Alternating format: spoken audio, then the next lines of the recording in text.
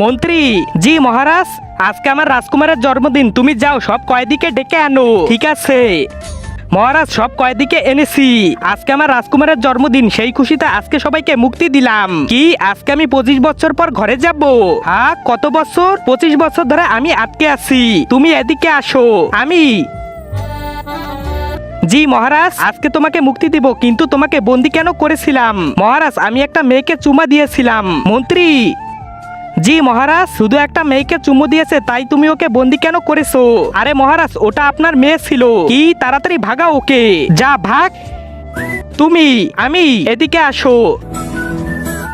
জি মহারাজ, তোমাকে কেন বন্দি করেছিল? মহারাজ, আমি পাত দিয়েছি। কি পাত দিয়েছো? তার জন্য বন্দি করার কি দরকার ছিল? দুনিয়ার সবাই তো পাত দেয়। মন্ত্রী, জি মহারাজ, আরে পাদের জন্য ওকে বন্দি করবে? আরে মহারাজ, আপনি তো জানেন না ওর পাদের কারণে আশেপাশের মানুষ মরতেছিল। কি, ভাগ, তুইও ভাগ।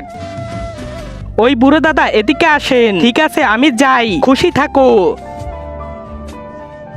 আরে দাদাজি, আপনাকে কেন বন্দি করেছিল?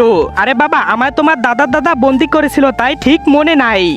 তার আগে তুমি যদি ইন্ডিয়ান হও তাহলে লাইক করো, আর যদি বাংলাদেশি হও তাহলে লাইক সাবস্ক্রাইব দুইটাই করো, আর কমেন্টে তুমি যে দেশে সে দেশের পতাকাটা দিয়ে যাও।